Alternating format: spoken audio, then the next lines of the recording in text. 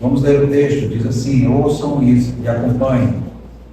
Acaso é Israel escravo ou servo nascido em casa? Por que, pois, veio a ser presa? Os leões novos rugiram contra ele, levantaram a voz da terra deles, fizeram uma desolação. As suas cidades estão queimadas e não há quem nelas habite. Até os filhos de Mênfis e de Táfnis te passaram o alto da cabeça. Acaso tudo isto não te sucedeu por haveres deixado o Senhor teu Deus, quando te guiava pelo caminho? Agora, pois, que lucro terás indo ao Egito para beber as águas do Nilo, ou indo à Síria para beberes as águas do Eufrates? A tua malícia te castigará, e as tuas infidelidades te repreenderão. Sabe, pois, e vê que mal e quão amargo é deixares o Senhor teu Deus, e não teres temor de mim, diz o Senhor dos Exércitos. Ainda que há muito quebrava eu o teu jugo, e rompia as tuas ataduras, dizias tu: não quero servir-te, pois em todo o outeiro alto, e debaixo de toda árvore frondosa, te deitavas e te prostituías. Eu mesmo te plantei como vide excelente, da semente mais pura. Como, pois, te tornaste para mim uma planta degenerada, como de vide brava? Pelo que ainda que te laves com a salitre e amontoes potassa, continua a mácula da tua iniquidade perante mim, diz o Senhor Deus. Como podes dizer, não estou maculada, não andei após os Baalins? Vê o teu racho no vale, reconhece o que fizeste, dromedária nova, dirigir os pés, que andas zigue-zagueando pelo caminho, jumenta selvagem, acostumada ao deserto, e que no ardor dos cios sobe o vento. Quem a impediria de satisfazer o teu desejo? Ou que a procuraram, não tem de fatigar-se, no mês dela a acharão. Guarda-te de que os teus pés andem desnudos, e a tua garganta tenha sede. Mas tu dizes: não, é inútil, porque amo os estranhos, e após eles irei. Como se envergonha o ladrão quando o apanham, assim se envergonham os da casa de Israel, eles, os seus reis, os seus príncipes, os seus sacerdotes e os seus profetas, que dizem a um pedaço de madeira: tu és o meu pai, e à pedra: tu me geraste, pois me viraram as costas e não o rosto, mas em vindo a angústia dizem: levanta-te e livra-nos. Onde, pois, estão os teus deuses, que para ti mesmo fizeste? Eles que se levantem, se te podem livrar no tempo da tua angústia, porque os teus deuses, ó Judá, são tantos como as tuas cidades. Até aqui, irmãos, a leitura da santa e inerrante palavra do Senhor Deus. Curvemos nossas cabeças, irmãos, e vamos orar ao Senhor Deus. Senhor, este é o teu santo dia, e nos achegamos diante de ti com reverência e temor. Tu és o Deus que fala, e tua voz é vida para os que te ouvem. Fala, ainda que a tua verdade, ó Deus, nos humilhe, pois é melhor ser ferido por ti do que ser lisonjeado pelo mundo. Conduz-nos, ó pastor eterno, das sombras do pecado à luz do arrependimento. Inclina o coração, Pai, deste que agora fala, a fidelidade, e o do teu povo aqui, ó Pai, presente a submissão. Que o teu Espírito desça sobre nós, ó Senhor, abrindo os olhos para a beleza de Cristo e quebrando o nosso orgulho que resiste a tua graça. Fala, Senhor, e faz com que a tua palavra não apenas seja ouvida, mas sentida com poder e transformação em nossas almas. Em nome de Jesus Cristo, o nosso Salvador, é que nós oramos. Amém. Amém. Meus irmãos, a cada domingo tenho feito algumas perguntas para nós, e ainda que eu não tenha respondido, eu tenho deixado os irmãos pensarem nas suas próprias respostas. Eu me lembro que uma delas que eu perguntei é: como você se sentiria quando alguém dissesse, eu te conheço, eu já te vi em algum lugar? A segunda pergunta que eu fiz foi aquela pergunta que disse assim: como você pôde fazer isso comigo? E a pergunta que eu faço hoje é essa: você já se sentiu envergonhado em alguma situação? Ou você já fez alguém passar vergonha e ao final disse assim: meu Deus, como eu pude fazer isso? Você já passou por isso? Muito bem, queridos, o texto que nós vemos nesta noite, ele não tem uma abertura formal. E se os irmãos perceberam, eu não estou me conduzindo pela divisão que a SBB tem feito, mas eu tenho respeitado a própria estrutura narrativa do texto, a sua própria perícope, e conduzindo assim conforme tem sido colocado pelo profeta Jeremias. E nesta noite, quando nós vamos olhar esse texto, nós temos que lembrar que o capítulo que acabamos de ler, e principalmente o verso 14, que começamos a nossa leitura, ele não marca uma transição formal, ele não marca uma fórmula padrão que nos leva à conclusão, como por exemplo, embora, portanto, contudo, tendo saído. Mas esse texto já começa com uma pergunta: acaso é Israel escravo ou servo nascido em casa? Por que, pois, veio a ser presa? E aí, meus irmãos, quando a gente olha essa pergunta, talvez a gente possa até pensar e vir indagações ao nosso coração. O que o profeta Jeremias quer dizer quando ele faz essas perguntas? É lógico, irmãos, que a partir do verso 14 nós não podemos compreender o tema, mas nós temos um rumo, uma direção. Porque o tema dessa sessão, meus irmãos, ele é visto quando nós podemos olhar o verso 17 e o verso 19. Porque o verso 17 diz assim: acaso tudo isto não te sucedeu por haveres deixado o Senhor teu Deus, quando te guiava pelo caminho? Ou no verso 19, quando ele diz: a tua malícia te castigará e as tuas infidelidades te repreenderão. Sabe, pois, e vê que que mal e quão amargo é deixares o Senhor teu Deus e não teres temor de mim, diz o Senhor dos Exércitos. Então, irmãos, esse texto é o quê? Esse tema dessa sessão é um tema onde o Senhor vai falar ao povo. Lembre-se, o cenário ainda é de acusação, e o tema dessa sessão é que o Senhor agora vai mostrar o que está acontecendo com este povo, e o que continua acontecendo com ele quando ele abandona o Senhor, quando ele se perde no caminho e quando ele se entrega à sua própria idolatria. Meus irmãos, o que nós já vimos, e é bom perguntar, porque lembrando da semana passada, nós podemos ter um caminho mais coerente com esse texto. Os irmãos devem lembrar que o cenário que estamos aqui, o cenário maior, é o cenário de acusação.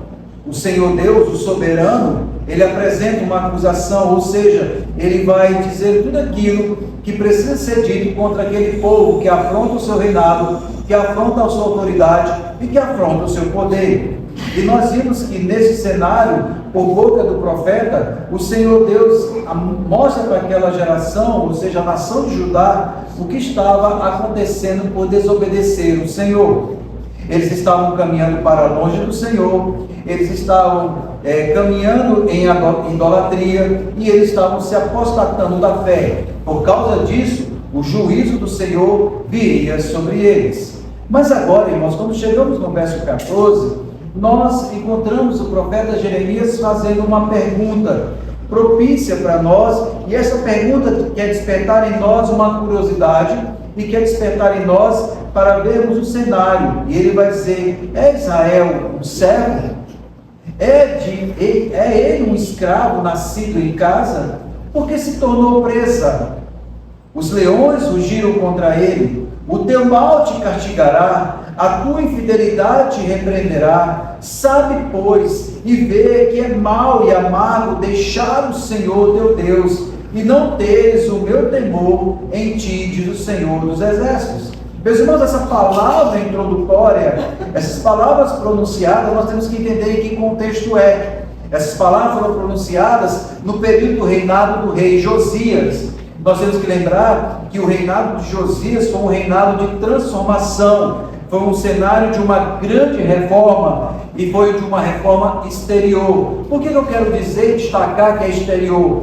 Porque ainda que Josias tenha feito toda aquela reforma do templo, tenha encontrado as escrituras do templo, tenha promulgado um avivamento no meio do povo, um chamado do povo a Deus, ainda que ele tenha feito tudo isso, o coração daquela geração era um coração duro. Ainda que aquele povo apoiasse o rei, aquele povo não amava o Deus do rei. Ainda que aquele povo estivesse no templo para cumprir um propósito do rei, ele não adorava o rei, o Deus do rei. Então, meus irmãos, Jeremias se levanta nesse cenário, e Jeremias, ele se levanta para quê? Para revelar a hipocrisia daquela nação, que mantinha a aparência de piedade, mas estava espiritualmente morta. Ou seja, o propósito do profeta aqui, meus irmãos, é conduzir aquele povo, a partir da revelação do pecado, à vergonha.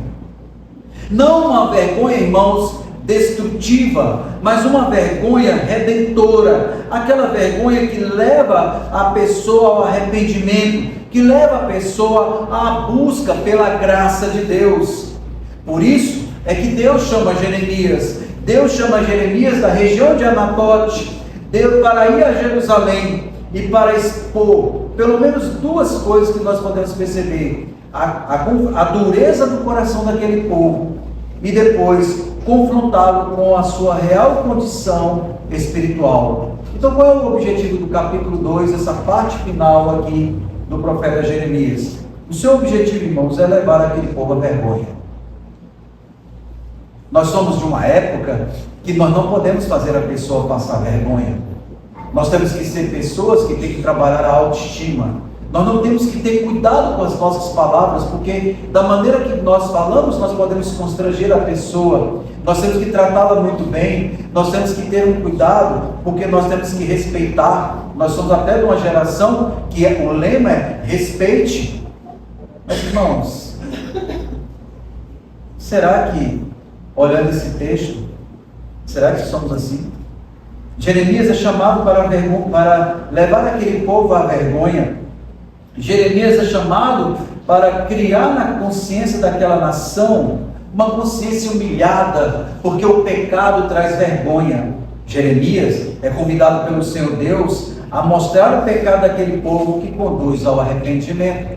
John MacArthur, no seu livro Sociedade Sem Pecado, ele faz uma crítica à sociedade, porque a sociedade não aceita ser dita que ela anda em pecado.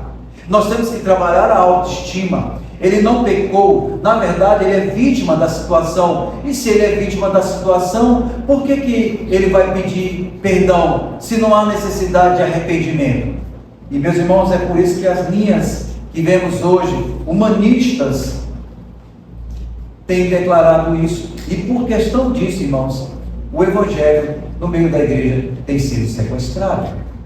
Nós não temos mais acusado o pecado. O púlpito já não pode mais falar de pecado. Nós não podemos falar de situações aflitivas ou de que comportamentos errados são pecaminosos, porque se falar isso nós estamos o quê? Ofendendo a pessoa.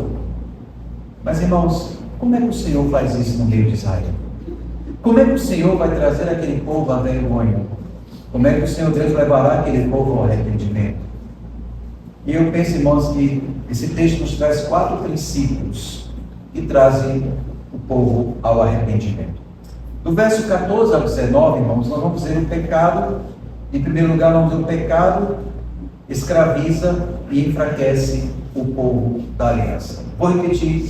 Do verso 14 ao 19, nós vamos ver o pecado escraviza e enfraquece o povo da aliança. Vou repetir. O pecado escraviza e enfraquece o povo da aliança.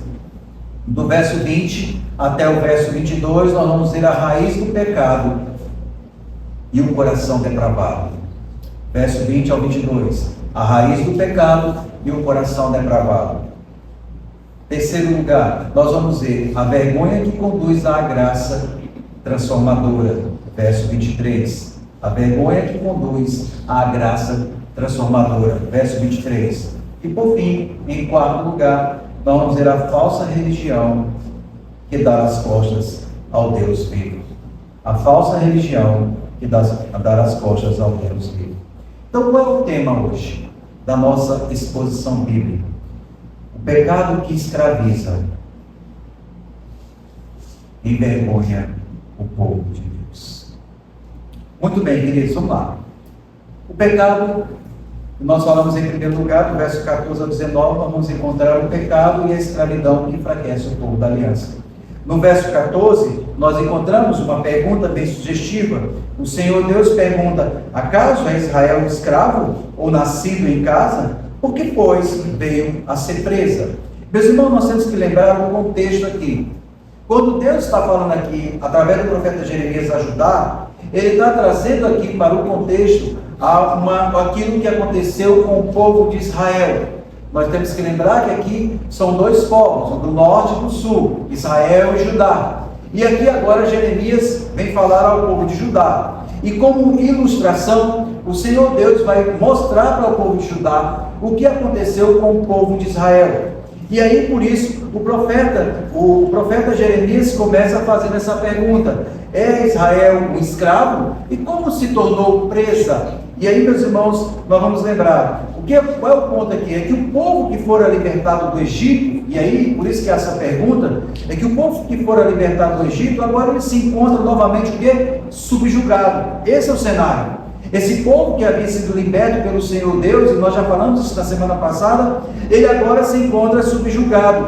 E meus irmãos, e essa forma de que eles estão aqui subjugados, ela não é apenas política, mas ela é espiritualmente. A nação que deveria ser livre em fidelidade à aliança, agora havia se tornado cativa dos seus próprios ídolos. E o que Deus faz então nesse cenário? Ele pergunta: é Israel um escravo? É ele um servo nascido em casa? Irmãos, percebam que o tom desse texto não é um tom de ira, mas é um tom de lamento. A questão aqui que Deus traz expõe o absurdo da condição espiritual daquele povo. Aquele povo, irmãos, havia sido liberto do Egito. Aquele povo aquele povo andou pelo deserto, como nós vimos no contexto anterior, quando o Senhor diz assim: eu lembro-me de ti, da tua afeição, quando eras jovem, e do teu amor, quando noiva, e de como me seguia no deserto, numa terra em que não se semeia. Israel era livre, Israel era consagrada, Israel era a primícia do Senhor, Israel era cuidada pelo Senhor. Mas o que acontece? Aquele povo que andava com o Senhor e que vivia como uma noiva ali no deserto diante do Senhor, agora está cativa. E o absurdo, irmãos, é que a sua condição agora é uma condição de prisão. E aí é uma condição espiritual absurda, porque o povo que fora liberto do Egito agora vive cativo novamente. Perceba, irmãos, é como se Deus está dizendo: olha, você foi tirado do castigo, ou então da condenação, ou das algemas que te prendia, e você volta de novo. É por isso que Pedro, quando escreve aos peregrinos, aos santos, quando ele vai falar cingindo o entendimento e sendo sóbrio e como filhos da obediência, o que ele diz para nós? Não vos amoldeis às paixões que tinhais anteriormente. Amoldar-se, irmãos, se tornar cativo, preso, condenado por causa do pecado. E aqui, meus irmãos, a condição do povo, essa condição de condenação, essa condição de prisão, e aí é um ponto interessante, não é porque Deus falhou, porque Deus não falha, mas é porque o povo se afastou de Deus. Por isso que Jeremias coloca essa pergunta, porque esse povo está cativo, esse povo está preso, não porque Deus falhou, mas porque ele se afastou do Senhor Deus. E aí, meus irmãos, é interessante porque a partir dessa pergunta nós podemos até olhar a figura do que o Senhor Jesus diz no Novo Testamento. Meus irmãos, porque o pecado, irmãos, ele sempre conduz à escravidão. não adianta, queridos, qualquer coisa que eu e você façamos pecaminosa vai nos tornar escravos. Veja o que o Senhor Jesus diz: todo aquele que comete pecado é escravo do pecado. Irmãos, não tem como você cometer pecado e dizer eu sou filho, ou então eu cometer pecado e eu dizer que eu não sou escravo do pecado, porque todo aquele que comete pecado, irmãos, é uma premissa correta, ele é escravo do pecado. Meus irmãos, e assim ninguém brinca com o mal sem ser dominado por ele. O homem pensa, irmãos, assim como Adão pensou, que pode controlar o pecado, como quem brinca com fogo, mas logo descobre, irmãos, que está acorrentado. O pecado, ele nos acorrenta, o pecado, ele nos prende, o pecado, ele nos mata, porque o salário do pecado é a morte. Então, meus irmãos, olhando esse contexto, nessa primeira série aqui de questões que o profeta Jeremias coloca, que vai até o final do capítulo, nós podemos ver que a posição dessa nação, qual era? Era uma posição de insensibilidade à realidade da sua situação. Ou seja, irmãos, aquele povo não conseguia enxergar as coisas da perspectiva correta, porque o pecado, irmãos, ele cega o entendimento. O pecado, ele fecha a nossa visão. O pecado, ele nos faz perceber, ou então pensar que estamos bem, que nada está dando errado, que esse atalho que eu estou seguindo, no final ele vai dar certo. Irmãos, todo pecado, ele cobra um preço. E o preço é alto, é a morte, é a separação de Deus. Foi assim que aconteceu com Adão e Eva. Quando eles pecaram contra o Senhor Deus, o Senhor da glória, eles foram separados de Deus. Irmãos, essa verdade não vai mudar. Se eu e você pecamos, nosso pecado nos separa de Deus. Então, não se engane dizendo, não pastor, eu estou bem, eu ainda amo a Deus, se você ainda continua em pecado. Porque, meus irmãos, a Bíblia é muito clara, não dá para servir a dois senhores. Ou você vai aborrecer a um, ou você vai agradar a outro. Então, meus irmãos, quando nós olhamos o verso 14, o povo é chamado a refletir sobre isso, sobre o exemplo do reinado do norte. A pergunta, acaso Israel é um escravo ou nascido em casa, embora seja uma pergunta de retórica, o que se espera aquilo que se espera não é uma forma acusatória, mas é uma pergunta que traz uma preocupação. O que o Senhor Deus está dizendo? Judá, você não consegue ver o que aconteceu com Israel? Irmãos, como nós somos cegos. A gente vê o outro pecando, a gente vê o outro se dando mal, se afastando de Deus, e nós queremos fazer o quê? Se associar com essa pessoa. Nós não olhamos o exemplo da ruína do outro, irmãos, para ter temor. Então Judá, irmãos, o que acontece aqui? Judá acreditava que estava sendo esperta, fazendo alianças com o Egito e a Síria para proteger-se.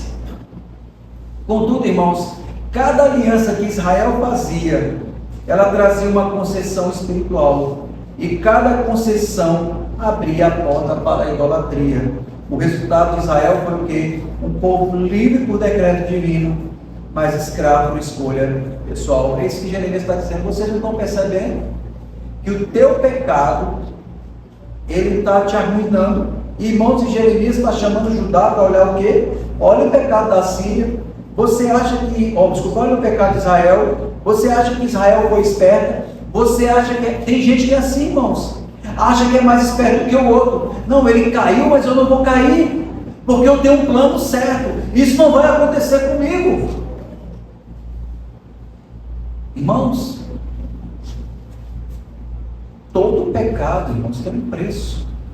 É como um jovem que acha que uma noite ele pode se aventurar e ficar calado, mas aí um dia o resultado daquele pecado pode bater na sua porta Pode ser uma jovem grávida,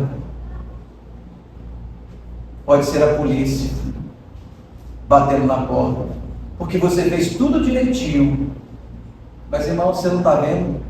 Se a pessoa se deu mal com o pecado, como é que você vai se livrar cometendo o mesmo pecado? A lição é muito clara, queridos. Todo pecado promete liberdade, mas entrega à servidão. Todo pecado promete prazer, mas paga com dor. Todo pecado promete autonomia, mas prende a alma. Assim é o salário do pecado, a morte. Meus irmãos, mas só que o pecado ele não somente escraviza, mas ele enfraquece. Jeremias continua dizendo: olha, por que te tornou presa? Meus irmãos, e aqui vem uma figura que é interessante observar. Quando Jeremias fala assim, por que veio após a ser presa, ele vai dizer no verso 15: os leões novos rugiram contra ele, levantaram a voz, da terra deles fizeram uma desolação, as suas cidades estão queimadas, não há quem habite nele. É interessante, irmãos, que os leões aqui, que rugiram contra Israel, e que fizeram da terra um deserto, a imagem aqui, meus irmãos, é muito triste. Ainda que seja em forma de metáfora, a imagem é muito triste. O que Jeremias está dizendo? Que aquela nação está arruinada, aquela nação está fraca, porque veja a ironia, meus irmãos, os leões rugiram contra ele, eles só rugiram, irmãos, e a terra se fizeram em desolação, ela não tem força para lutar, o pecado rouba de nós a força para lutar. A imagem, irmãos, é de uma nação arruinada, a imagem é de uma nação fraca, a imagem é de uma nação vulnerável, a imagem é de uma nação saqueada. A terra que um dia foi próspera, agora, um dia foi próspera com Davi, quando com Davi vencia os filisteus, agora, irmãos, é uma cidade destruída. Porque, meus irmãos, o pecado não somente escraviza, mas o pecado enfraquece. Então, por isso que o Jeremias fala, por que veio a ser presa? E a resposta é clara, irmãos, por que essa nação veio ser uma presa fácil? Por causa da sua apostasia, por causa do caminho que seguiu, um caminho que se deteriorou porque se afastou do Senhor. Os israelitas foram capturados por seus inimigos, deportados das terras, e os seus bens foram recolhidos e foram depois dados aos outros. Israel não tinha mais nada, e Jeremias está dizendo, Judá, abre o olho, o que aconteceu com Israel vai acontecer contigo, se você continuar neste caminho. Queridos, e aqui algumas figuras que são interessantes. Os leões que rugem, irmãos, ele representa a força da Síria, mas também representa os símbolos da consequência do pecado. O rugido e o som os leões que rugem também representam o som do juízo de Deus e o silêncio dele. Porque quando os leões rugem, devorando a Israel, o que se entende, irmãos, por trás dessa mensagem é que há um silêncio de Deus, porque o povo deixou de ouvir a voz do Senhor. Jeremias está dizendo, sabe, Judá, olha para isso. Esse povo que outrora fora alimentado por Deus, agora é devorado pelo seu próprio caminho. Então o profeta alerta Judá, olhe para o norte e aprenda. Olha o que acontece com pessoas que confiam em si mesmo, e nos seus próprios planos, nos seus próprios projetos. E aí o profeta faz mais uma pergunta, veja a ironia, verso 17. Acaso tudo isto não te sucedeu por haveres deixado o Senhor, teu Deus, quando te guiava pelo caminho? Agora, pois, veja, irmãos, olha a pergunta. Vejam comigo. Que lucro terás indo ao Egito para beberes as águas do Nilo?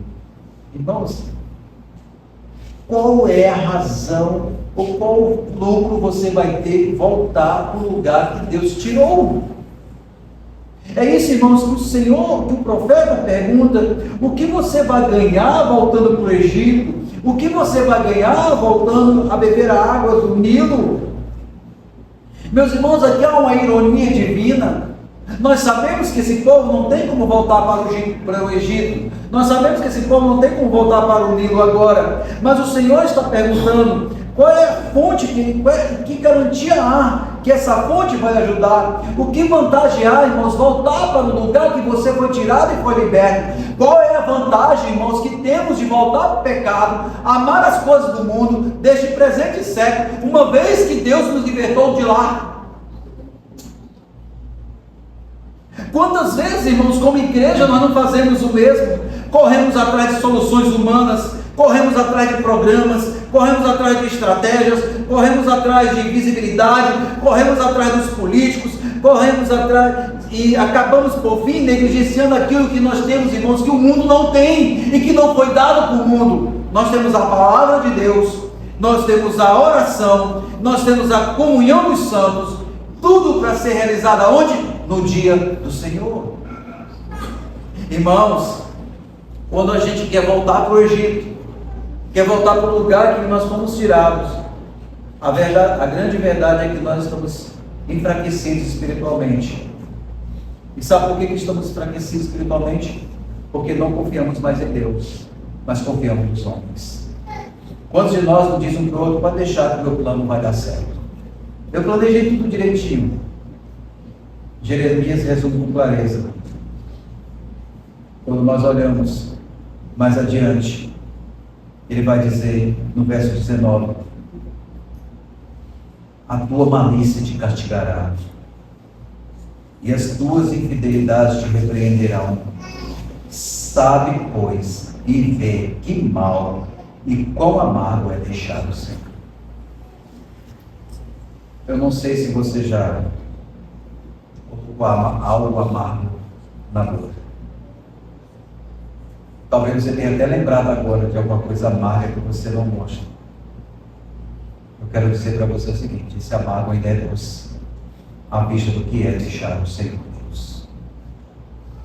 O pecado, irmãos, ele drena a força espiritual da igreja. Quando nós trocamos a presença de Deus pelo entretenimento religioso, quando substituímos a oração por ativismo, quando substituímos a santidade por conveniência, quando trocamos a comunhão com Deus, sempre pagamos um custo espiritual muito alto. Cuidado, irmãos. Que vantagem há voltar para o Egito? Que vantagem há beber a água do Nilo? Ou que vantagem há ir para a Síria para beber as águas do Eufrates? Uma vez que Deus te tirou de lá e te deu a fonte da vida, a água que não seca e que mata toda sede. Não foi isso que Cristo disse? Quem beber da água que eu lhe der, jamais terá sede. Em segundo lugar, irmãos, a raiz do pecado e um coração depravado. No verso 20 ao 22, nós vemos Jeremias, e Jeremias aqui ele não se contenta em apontar as consequências, mas ele vai à causa. Porque até aqui, irmãos, eu falei que amar o pecado, ele esfria, ele escraviza e ele enfraquece. Mas agora nós vamos ver, irmãos, a grande tragédia aqui. A tragédia de Israel e a tragédia do meu e do seu coração. Porque nós somos libertos do pecado e da morte, mas insistimos em dizer não a Deus. Veja o que diz o verso 20. Olha o que diz o texto. Ainda que há muito quebrava eu o teu jugo e rompia as tuas ataduras, dizias tu, não quero ser triste. Pois em todo o outeiro alto e debaixo de toda árvore frondosa te deitavas e te prostituías. Eu mesmo te plantei como uma vide excelente, da semente mais pura. Como, pois, te tornaste para mim uma planta degenerada, ou como de vide brava? Pelo que, ainda que te laves com salitre e amontoes potassa, continua a mácula da tua iniquidade perante mim, diz o Senhor. Meus irmãos, essa sessão aqui, e esse ponto, ele apresenta o quê? Ele apresenta a rebelião de Israel ou de Judá contra o Senhor. Meus irmãos, e aí é interessante que essa rebelião tem uma resposta automática, uma profunda abandono e rebeldia do povo contra o Senhor Deus. Porque, meus irmãos, ela é caracterizada, e aqui é interessante, eu vou ler algumas coisas, depois eu vou explicar melhor, mas veja só, olha como é que Jeremias usa do recurso de imagens para poder mostrar a condição do pecado daquele povo e um coração depravado. Primeiro, irmãos, veja o verso 20, ele diz assim: não fui eu, ainda que há muito, Quebrara eu o teu jugo e rompi as tuas ataduras, dizia tu, não quero servir-te. Meus irmãos, qual é a figura aqui? A figura de um boi. Ele quebrava o teu jugo, ele tirava o peso daquele animal, e aqui a figura é essa, é tirar um peso. E Deus está dizendo, olha, eu tirei o peso sobre você. Olha no verso 20 ainda, olha outra imagem forte. Ele vai dizer, pois em todo outeiro alto, e debaixo de toda árvore frondosa, te deitavas e te prostituías. O que ele está dizendo? Que Israel, irmãos, era como uma prostituta, que não poderia ver naquela época, não é como hoje. Hoje a gente vê na esquina, vê nos becos escuros, nas avenidas pela madrugada, o corpo sendo exposto, para que qualquer pessoa que passe, entre naquele carro, ou vá viver o seu pecado. Mas Deus está dizendo que Israel, olha Judá, olha o que aconteceu com Israel, e olha o que está acontecendo contigo. Você, quando me abandona, você é como uma prostituta, que se deleita nos braços de outro. Mas olha, irmãos, a outra figura, ele vai usar não somente um boi arando, uma prostituta, mas no verso 21 ele vai falar da vinha. Ele diz, eu mesmo te plantei como vinha excelente, da semente mais pura. Como, pois, te tornaste uma planta degenerada, uma planta que não produz, uma planta que é amarga, uma planta que é brava? Olha o que ele vai dizer na outra imagem, ele vai usando aqui, verso 22, pelo que ainda que te laves como salitre e amontoes potassa, continua a mácula da tua iniquidade. O que Deus está dizendo? Você se comporta como uma lavadeira. E aqui, meus irmãos, não é uma crítica aqui à lavadeira no sentido que nós estamos vendo, mas ele está falando como aquela mulher que sentava na beira do rio e tentava tirar as manchas do sangue e não conseguia. Podia usar o salitre, podia usar a potassa, que os irmãos aqui conhecem, mas não tirava a mancha. Ele está dizendo o quê? Ainda que você lave o seu corpo, ainda que você use todo o produto que você quiser, o teu pecado ainda te mancha. Irmãos, é aquela figura que a gente vê em filme, quando alguém sai pela madrugada e assassina alguém, e com medo de ser condenado, ele está debaixo do chuveiro, lavando a mão, tentando tirar o sangue. Ainda que tire o sangue das mãos, ainda que tire o sangue do corpo, ainda que use o melhor produto, aquele sangue ele estará sobre ele. A gente vê nesse filme de investigação, quando eles colocam aquela lâmpada, com aquela, parece azul, e coloca assim, vê os sinais do sangue no corpo. Deus está dizendo, aí ele fala, tu és como um camelo, verso 23, olha o que ele vai dizer, como pode dizer, estou maculada e não andeis após outros baalins? Vê o teu rosto no vale, reconhece o que fizeste, dromedária nova e ligeira, ligeiros pés. Irmãos, aqui é uma figura muito interessante, que é a figura do camelo. O camelo jovem, quando ele se perdia no meio ali na feira ou no mercado, ele andava cambaleando nos pés, e ele ia para um lado e para o outro, zigue-zagueando, porque ele não tinha rumo nem tem propósito. E o Senhor Deus usa metáforas e linguagem que o povo entendia para dizer o seguinte: olha o que o teu pecado está fazendo, olha o que a depravação do teu coração está fazendo. Você anda como um jovem, irmãos, e aqui nos vai lembrar Provérbios 7, um jovem sem siso, sem juízo, que vai cair na mão da mulher adúltera. Mas, irmãos, não para por aí. Olha a outra linguagem que ainda é mais forte. Verso 24. Jumenta selvagem, acostumada ao deserto. Se eu chegar para você nesta noite e se chamar de jumento, eu acho que nós vamos ter um fight. Mas, irmãos, veja a vergonha. Aqui é a jumenta selvagem, acostumada ao deserto, e que no ardor do cio sobe ao vento. É uma jumenta, irmãos, e aqui literalmente é isso mesmo. A jumenta selvagem que está no cio, que no sopro do vento, ela corre atrás para o cio, para se deitar. E assim mesmo, quando ela não corre atrás, olha o que diz assim, olha, quando ela, quem impedirá de satisfazer o teu desejo?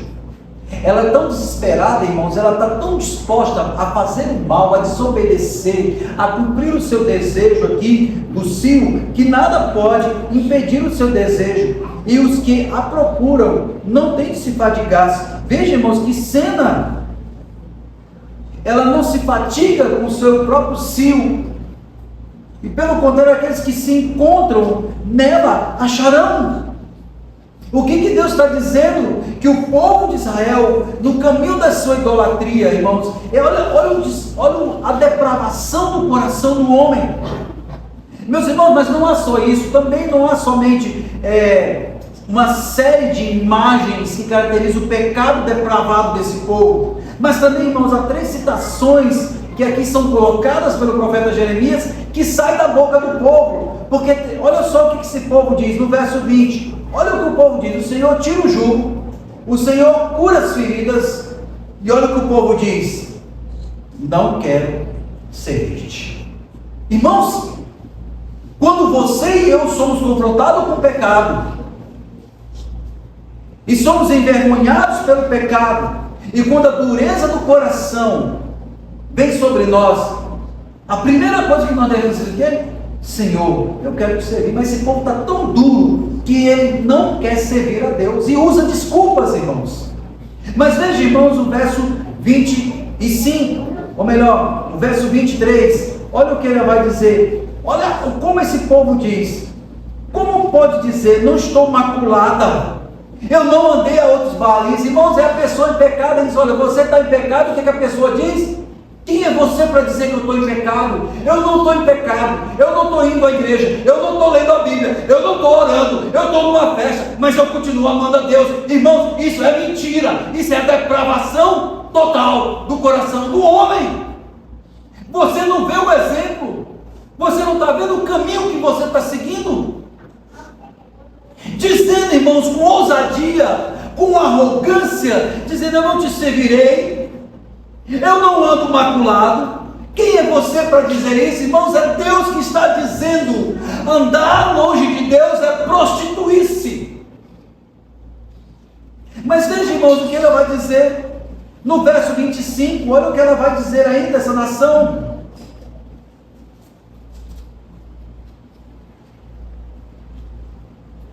O Senhor Deus disse: guarda de que os teus pés andem desnudos e a tua garganta tenha sede. Mas olha o que diz o texto: mas tu dizes: não, é inútil, porque amo os estranhos e após eles irei. Querido, quando você continua no caminho de desobediência, desobedecendo a Deus, pensando nos filhos, desobedecendo a seus pais, de maneira deliberada, intencional, pecando, você está dizendo o quê? É inútil o Senhor falar comigo. O Senhor pode até dizer tudo, mas eu continuo amando os estranhos, e eu vou após eles. Irmãos, o pecado, irmãos, não é apenas um comportamento errado, como a gente fala assim: é um comportamento errado, talvez foi o meio, a circunstância, tadinho, vamos trabalhar a autoestima, não, irmãos, o pecado é uma natureza corrompida. O homem peca, e aí desculpe essa frase meio estressante, mas o homem peca porque ele é pecador, e sem a graça de Deus, irmãos, ele é incapaz de não pecar. Meus irmãos, é o que os reformadores chamavam, e nós devemos chamar até hoje, depravação total. Tudo em nós, irmãos, foi afetado pelo pecado. O meu olhar foi afetado pelo pecado, a minha boca foi afetada pelo pecado, as minhas mãos foram afetadas pelo pecado, o meu modo de andar foi afetado pelo pecado. Tudo em mim, tudo no homem foi afetado pelo pecado. Pensamento, desejo, vontade, afeto foi contaminado pelo pecado. É por isso que Jeremias chega aqui e diz: olha, vocês são uma prostituta espiritual. Em todo monte alto, debaixo de toda árvore, tu te deitas. Quando, querido, nós amamos o pecado e fazemos o pecado, e geralmente é assim mesmo, começamos escondido, depois queremos que a igreja aceite, ficamos no culto, e quando somos confrontados, a gente fica com cara de mal, zangado, querendo que a igreja aceite. Irmãos, a igreja não foi chamada para aceitar pecado.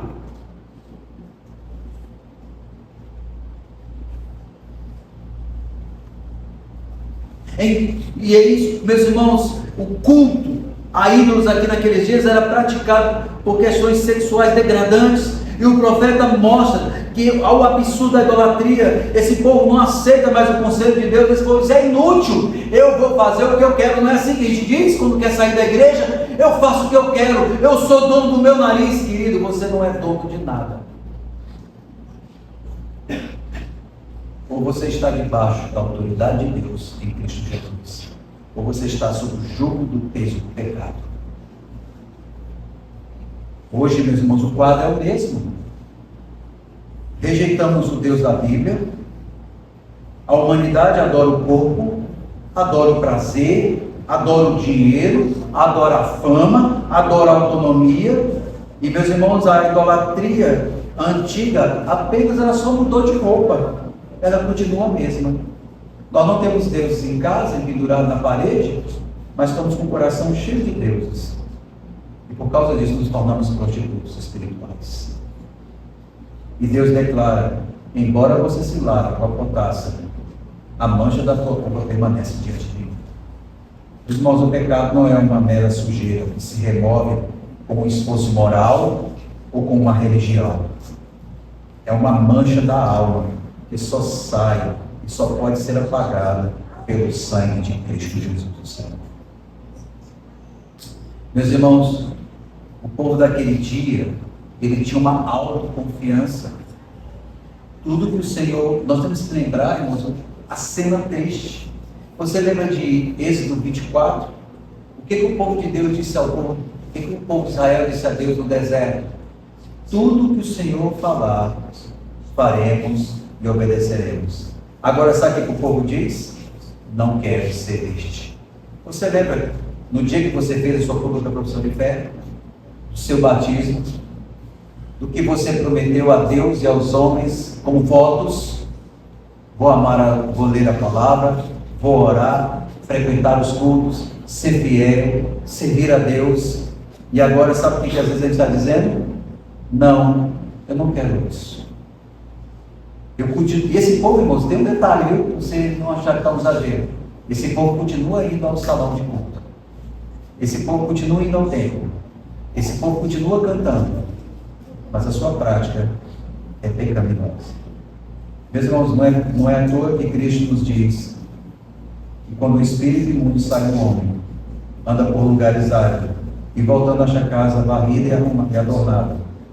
E quando a casa está limpa e vazia, diz que o inimigo vem e convida outros.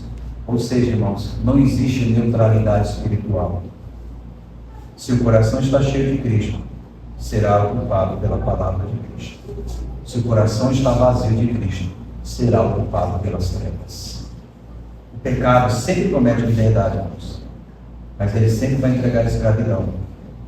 Ele vai sempre prometer para você autonomia, mas ele vai roubar a tua alma. É por isso que o Evangelho é tão urgente. Se o Filho vos libertar, verdadeiramente sereis livres.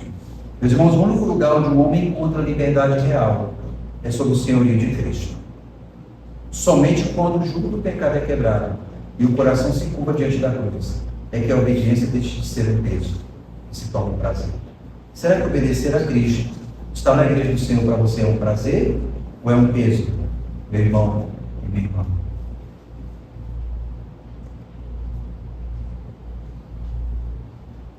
Em terceiro lugar, do verso 23 ao 25, nós encontramos a vergonha que conduz à graça que transforma.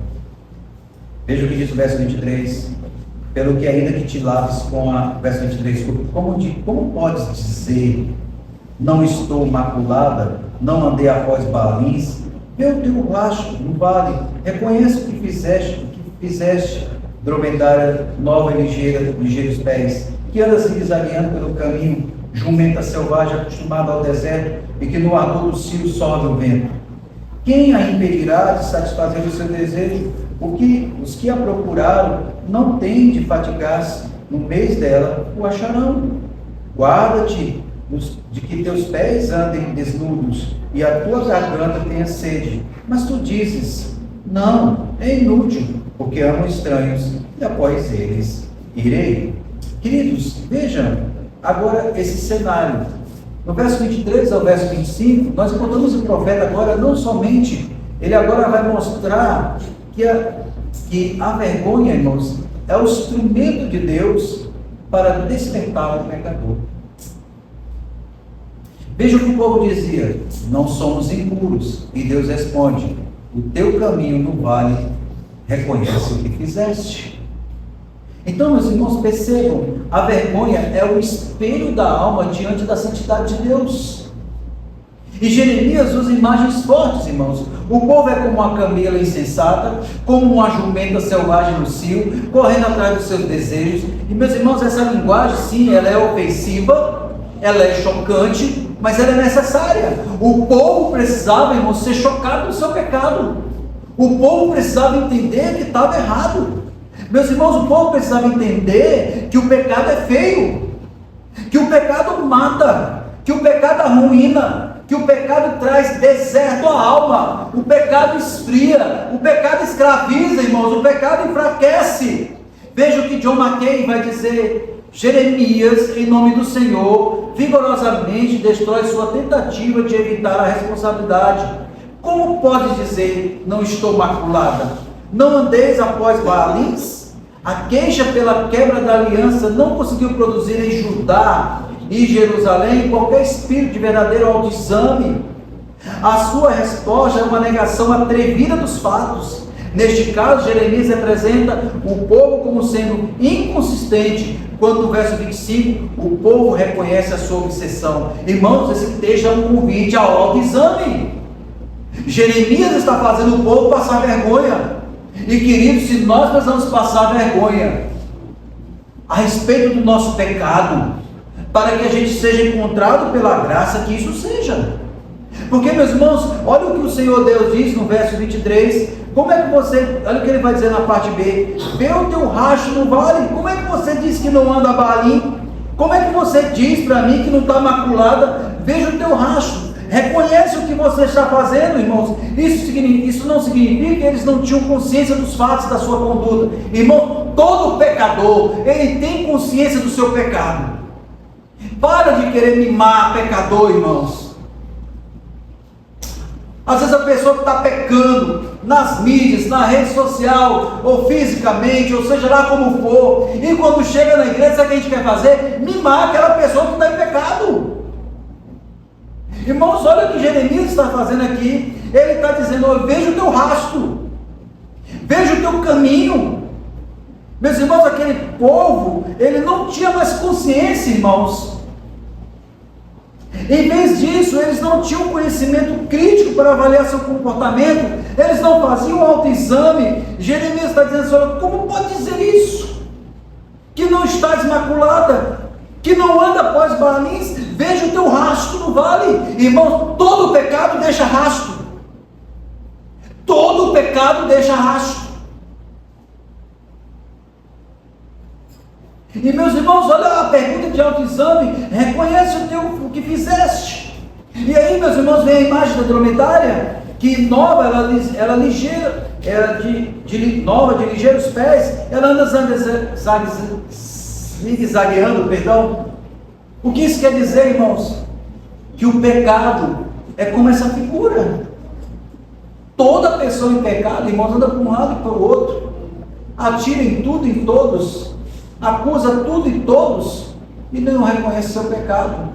Porque está o quê, irmãos? Somos de uma geração que nós somos o quê? Temos que tratar os outros de maneira moralmente correta. Sim, devemos tratar, irmãos, mas pecado não é uma questão só de moralmente correto ou não. Pecado, irmãos, é a depravação total do coração do homem. Meus irmãos, e aqui a imagem de um jovem dromedário, ele mostra o que? É aquela pessoa que não anda em linha reta. Toda pessoa que anda em pecado, irmãos, ela não anda em linha reta. Ela anda para lá e para cá. Ela anda derrubando tudo e trazendo. Ela vive uma vida de grande confusão. Uma pessoa em pecado, irmãos, ela não sabe onde vai dar o próximo passo. Ela só sabe que cada passo que dá procurando uma resposta para seus pecados, justificar seus pecados, mas ela se arruína. Alguém que vai para uma festa e se embriaga, mas aí diz que a igreja não ama, porque a igreja só viu o pecado dela, enquanto os outros estão pecando, ela vai fazer o quê? Ela não somente se embriaga, mas agora ela se deita com o outro, depois vem o fruto do pecado. E nós sabemos, irmãos, que Tiago diz que o pecado, uma vez gerado, ele traz consigo a morte.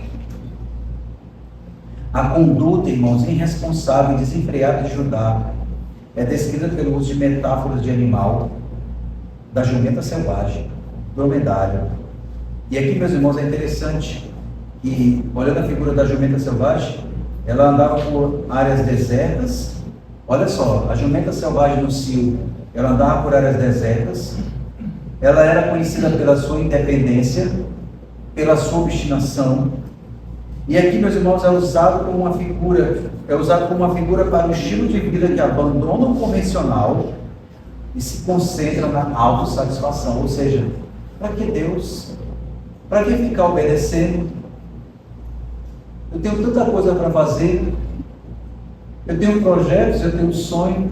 Faça o que está no teu coração, siga o teu caminho, faça o teu melhor.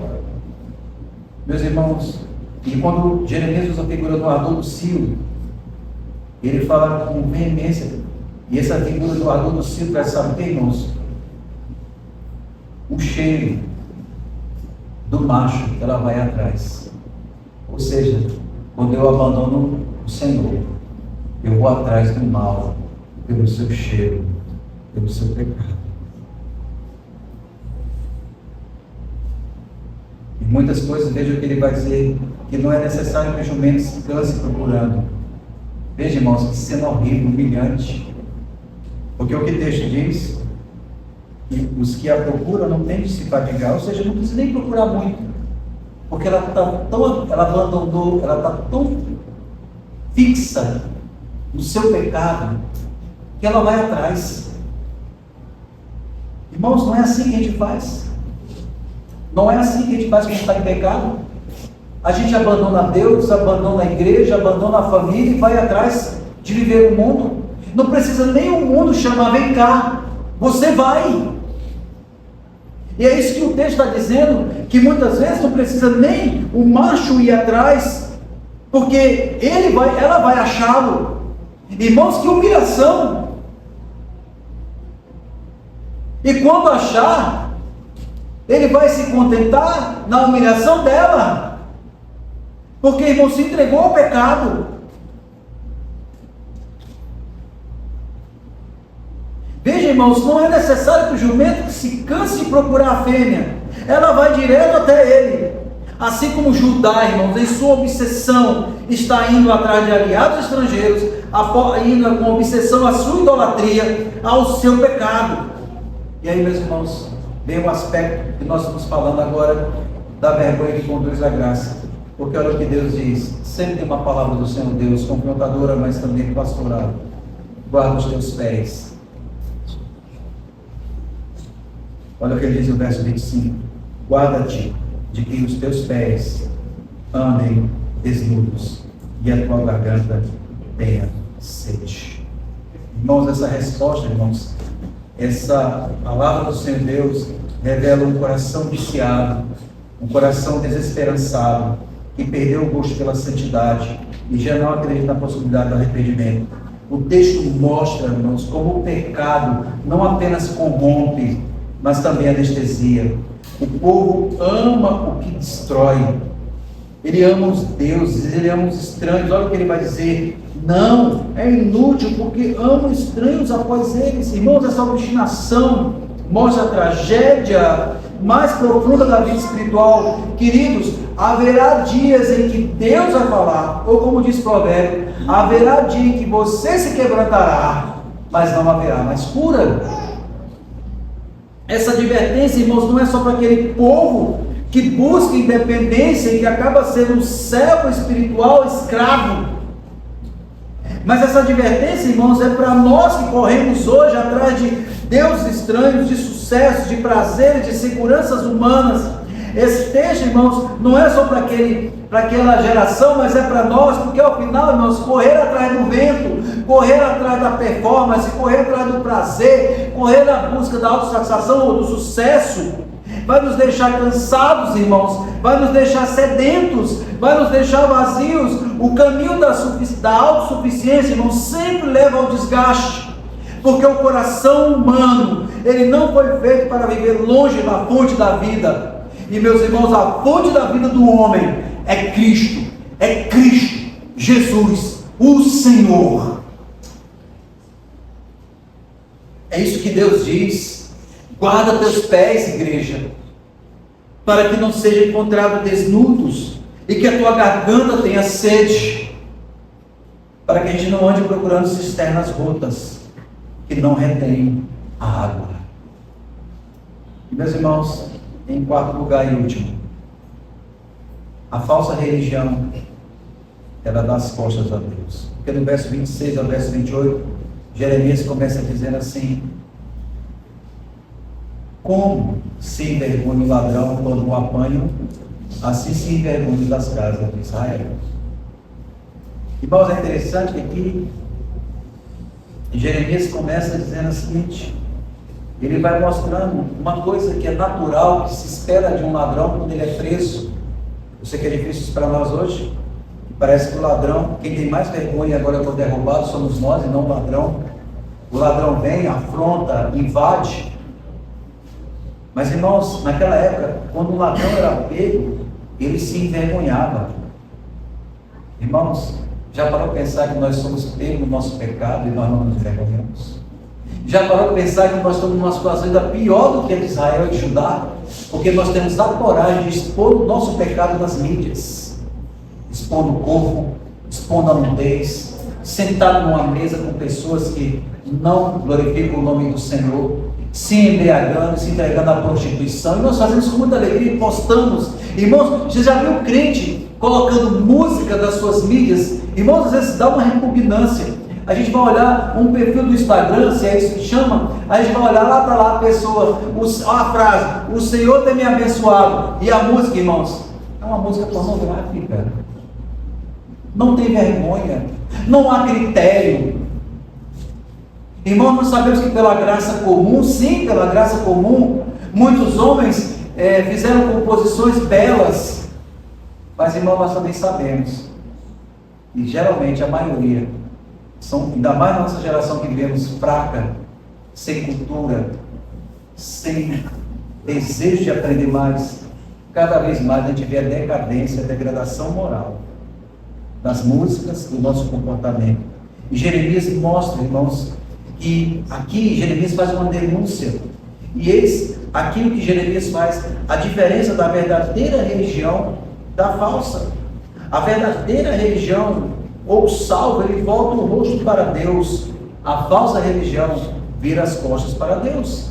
A consequência, irmãos, aqui do vício do povo de Deus, por aquilo que era proibido, pela aliança, são apresentadas aqui deliberadamente. Primeiro, o povo experimenta desgraça, porque evidencia ter se voltado para a religião natural de Canaã. Porque, meus irmãos, olha que diz: o ladrão se envergonha quando é preso. Os da casa de Israel, eles e seus reis, os seus príncipes, os seus sacerdotes, os seus profetas, que dizem a um pedaço de madeira: tu és o meu pai, a pedra, tu me geraste, pois me viraram as costas, não o rosto. Mas em vindo a angústia diz: levanta-te. Irmãos, esse povo não tem vergonha. Esse povo se posta, eles vão lá se vendendo, se entregam e não tem vergonha. E Deus diz: olha, o ladrão tem vergonha de ser preso, mas o meu povo não tem vergonha, irmãos, de expor a sua idolatria, a sua imoralidade, a sua nudez. Meus irmãos, a irracionalidade, a inconsistência do comportamento daquele povo é visto pela tentativa de invocar o Senhor em tempo de crise, porque nós podemos dizer que no verso 27 há uma invocação. Eles olham: vindo a angústia, vocês dizem o quê? Levanta-te e livra-nos. Meus irmãos, se um ladrão, quando é pego em flagrante, ele fica envergonhado pela sua conduta, o que se esperaria do povo de Deus quando é confrontado com o seu pecado, se não é uma vergonha? O que deveria acontecer conosco ao sair do culto é envergonhado, constrangido, em todo o culto, não só porque hoje. Porque, queridos, nós estamos diante de um Deus santo, que conhece o som do meu e o seu coração, sabe do nosso pecado, mas a gente fica com a cara fechada, sisudo, querendo que ninguém fale conosco, se escondendo. E nós não temos vergonha, irmãos, do pecado. E aqui, meus irmãos, a vergonha aqui se refere a uma desgraça, porque é uma perda de reputação, há um envolvimento, há uma adoração idólatra. Esse povo, assim, meus irmãos, assim como o ladrão se envergonha, Deus está dizendo: nós deveríamos nos envergonhar do nosso pecado. Assim, meus irmãos, é a idolatria moderna. O dinheiro, o prazer, o corpo, o status, a política.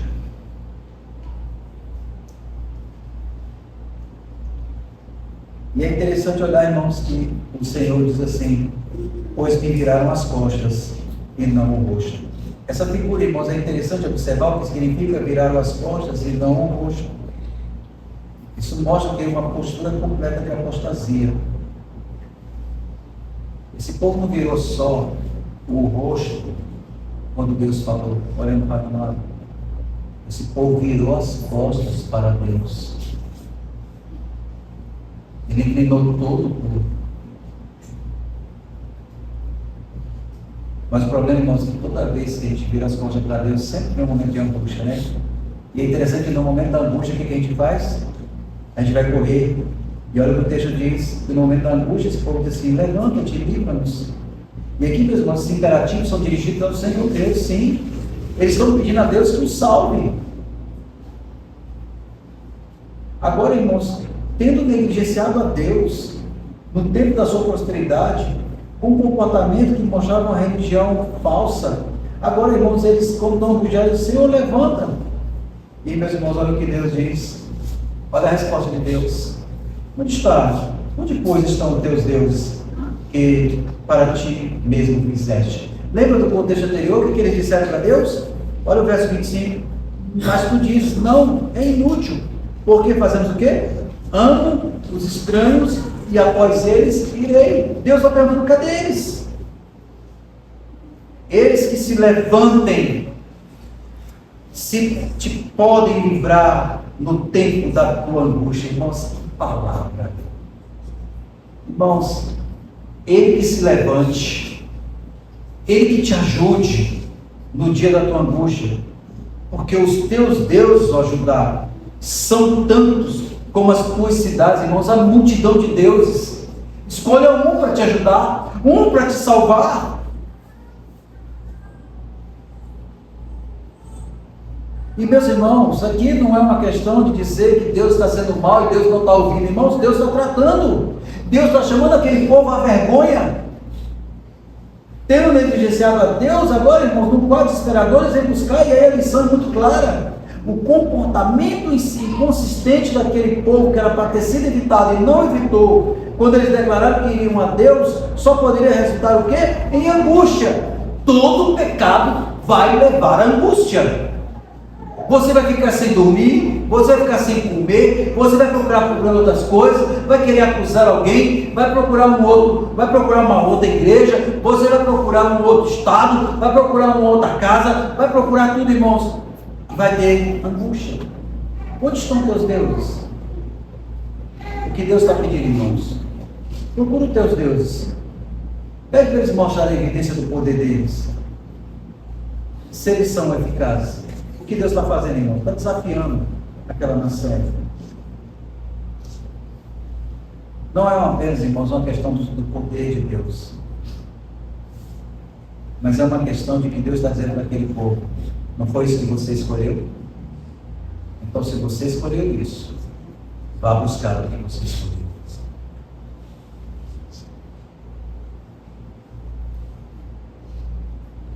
O que Deus está fazendo aqui, irmãos? Deus está confrontando esse povo para ver uma realidade. O teu pecado vai te prender. E aquilo que você escolheu para te livrar, Ele não te livrará. Porque não é papel do pecado nos livrar. É papel do pecado nos escravizar, nos enfraquecer e nos levar à morte. Então, irmãos, como é que a gente pode mudar esse quadro? Bom, em primeiro lugar, dizendo para você e para mim que nem eu e nem você não podemos. Pastor, como é que você faz uma pergunta dessa e responde desse jeito? Mas, irmãos, a pergunta melhor é assim: qual é a orientação de Deus para mudar essa realidade? Meus irmãos, e a orientação de Deus é essa. 1 João 1,9. Se confessarmos os nossos pecados, Ele é fiel e justo para nos perdoar os pecados e purificar de toda injustiça.